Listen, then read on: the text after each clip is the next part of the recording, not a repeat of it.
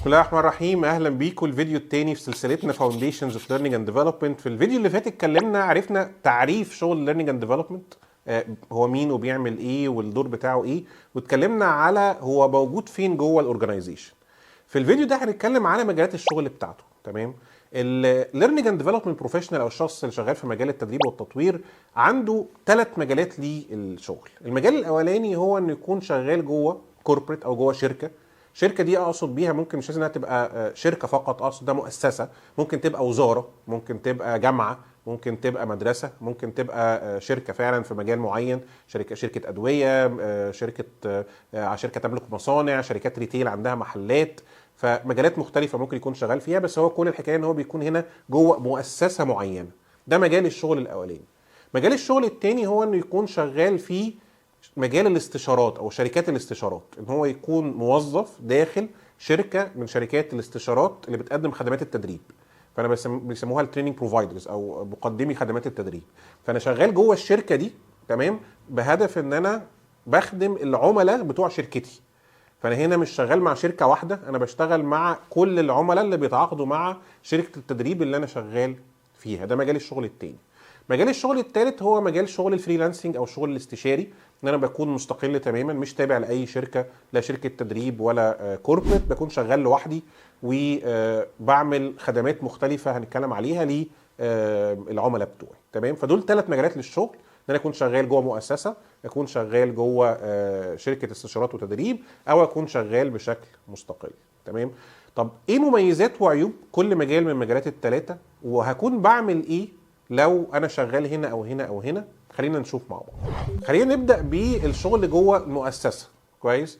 لو انا شغال جوه مؤسسه هكون انا مسؤول عن تدريب وتطوير افراد المؤسسه بتاعتي زي ما شفنا في التعريف بتاع شغلنا في الفيديو اللي فات. فاحنا المجال بتاع الشغل بتاعي هو كل حاجه متعلقه بتدريب وتطوير وتنميه مهارات العاملين في الشركه بتاعتي. بس انا مسؤول عن الشركه بتاعتي جميع المستويات الاداريه زي ما اتكلمنا المره اللي فاتت، لكن مسؤول عن السايكل كامله بقى، ودي حته مهمه قوي مختلفه عن مجالات الشغل الباقي.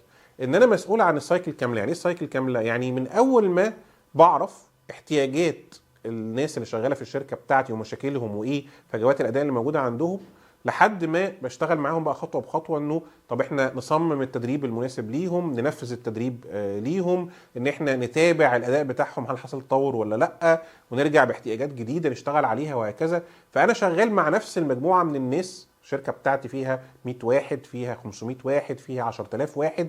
في الاخر انا شغال مع نفس المجموعه الثابته اللي انا بدربهم، وشغال معاهم سنه بسنه على السايكل بتاعتهم، الاحتياجاتهم اللي عماله تتطور. النهارده في حد كان عنده احتياج في حاجه معينه دربناه عليها، السنه الجايه عنده احتياج عشان ياخد خطوه اكبر، فبالتالي بندربه على حاجه مختلفه وهكذا. فالاحتياجات عماله تتطور، لكن الافراد هم وانا مسؤول عن السايكل كامله او الحلقه بتاعه التدريب والتطوير كامله لنفس مجموعه الافراد.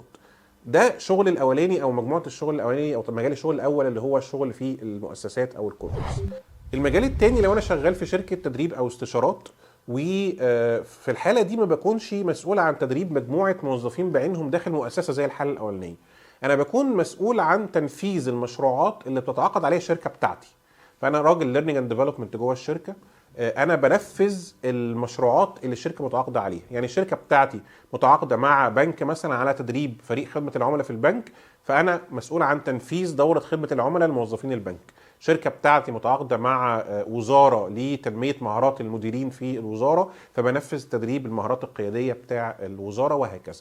فانا حسب المشروع اللي بيجي ليه الشركه بتاعتي تتعاقد عليه، انا بشتغل المشروع ده وبنفذه بالكامل. طيب بختلف ايه دوري عن الدور الاولاني؟ في الدور الاولاني الشخص اللي كان شغال جوه الشركه بياخد السايكل كامله من اولها لاخرها.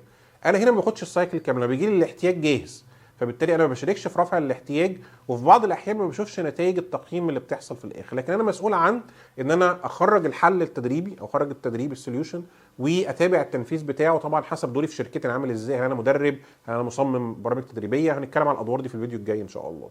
فيبقى كده بنتكلم على ان انا مش بعمل السايكل كامله، لكن بعمل ايه؟ جزء معين منها. طب هل ده احسن ولا اوحش؟ الحقيقه في ميزه وفي عيب. الميزه انه انا بشتغل مع عدد اكبر من الهيئات والمؤسسات. انا مش مقتصر على شركه واحده في مجال شغل معين في اندستري معينه. انا بقدر النهارده اشتغل على مشروع زي ما قلنا ممكن في بنك، بعده اشتغل على مشروع في مستشفى، في يوم تاني اشتغل على مشروع في وزاره، الاسبوع اللي بعديه اشتغل على مشروع في بلد تانية جغرافيا. فانا بتعامل مع شركات مختلفة في أماكن مختلفة جغرافيا واندستريز مختلفة، وده بيديني تنوع في الخبرات. خلاص عرفت المشاكل بتاعة البانكينج اندستري، عرفت المشاكل بتاعة شركات الفارما، عرفت المشاكل بتاعة شركات التصنيع، عرفت المشاكل بتاع الوزارات في دول مختلفة. فكل دي حاجات بتديني رؤية وأفق أوسع، بس في الحتة بس اللي أنا ماسكها. فبالتالي اللي شغال في الكوربريت عنده ميزة إنه شاف السايكل كاملة ومارسها بشكل كامل، بس على مجموعة محددة في اندستري معينة. هنا انا عندي بشتغل جزء معين بس من السايكل بتاعه التدريب، لكن بيبقى عندي تنوع في العملاء بتوعي وتنوع في المشاريع اللي بشتغلها، وده بيديني لحد ما خبره مختلفه عن الشخص اللي شغال في الكوربريت. الشخص الثالث او مجال عمل الثالث هو الشغل الاستشاري المستقل، ان انا راجل فريلانسر، سواء بقى كنت مدرب او كنت مصمم برامج تدريبيه او ايا كان الدور بتاعي. انا هنا بكون شغلي مش مرتبط بشركه بعينها، فانا مش شغال مع شركه واحده، انا شغال مع اكتر من شركه، سواء بقى بشتغل بشكل مباشر مع الكوربريتس او مع الشركات، او بشتغل من خلال التريننج بروفايدرز. قد اكون مدرب وشغال النهارده عندي تدريب جاي لي عن طريق شركه التدريب اكس، عندها كلاينت معين عايز تدريب في موضوع معين انا متخصص فيه. انا متخصص مثلا في اداره المشروعات، بروجكت مانجمنت، فبالتالي جه مشروع اداره مشروعات لشركه تدريب، قاموا جايبيني كخبير او كمدرب، استعنوا بيا ان انا انفذ التدريب ده. في جه بعد كده شركه ادويه عندها مشروع عايزه تعمل له لونشنج، عايزه تعمل اطلاق لمشروع جديد او دواء جديد عايزه تنزله السوق، وعايزين يحطوا بروجكت بلان للمشروع ده، خطه للمشروع. فجابوا لي استعانوا بيا ان انا ادرب الفريق العمل اللي هيشتغل على المشروع على مهارات اداره المشروعات، ازاي يحطوا البادجت بتاعه المشروع، وازاي يحطوا التايم لاين بتاعه والوقت بتاع المشروع وهكذا. فاستعانوا بيا بشكل مباشر. فانا راجل مستقل استشاري بأدي الخدمة بتاعتي على حسب التخصص بتاعي للشركات ولشركات الاستشارات، الاثنين بيعتبروا كلاينتس بالنسبة لي. طيب مميزات شغلي ايه؟ مميزات شغلي طبعا هي التنوع الكبير جدا في الكلاينت ليست بتاعتي.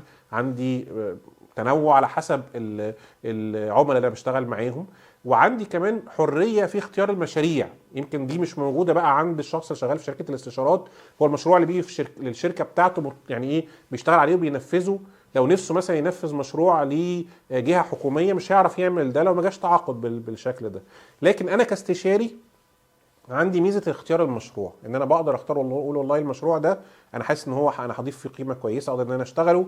المشروع ده حاسس ان هو لا بعيد عني، ممكن ارشح حد تاني يشتغله مكاني. فعندي قدره الاختيار لحد ما للمشاريع، ان انا راجل مستقل حسب بدير وقتي بالطريقه اللي احس ان هي بتاد فاليو للعملاء بتوعي وبتاد فاليو ليا طبعا بشكل طبيعي. فكده اتكلمنا على 3 ادوار. اتكلمنا على الشخص اللي شغال جوه الكوربريت، اتكلمنا على الشخص اللي شغال جوه شركه الاستشارات، اتكلمنا على الشخص المستقل او الفريلانسر. طيب ال3 مجالات دول الناس اللي شغاله فيهم بيعملوا ايه بقى؟ هل كلهم بيعملوا نفس الجوب ديسكريبشن او نفس المسؤوليات الوظيفيه، ولا بيعملوا ادوار مختلفه؟ لا، بيعملوا ادوار مختلفه. طيب ايه هي الادوار دي، وايه المهارات اللي محتاج تكون عندي عشان اقول ان انا مناسب للدور ده؟ ده اللي هنتكلم عليه في الفيديو الجاي ان شاء الله. اشوفكم الفيديو الجاي على خير، والسلام عليكم.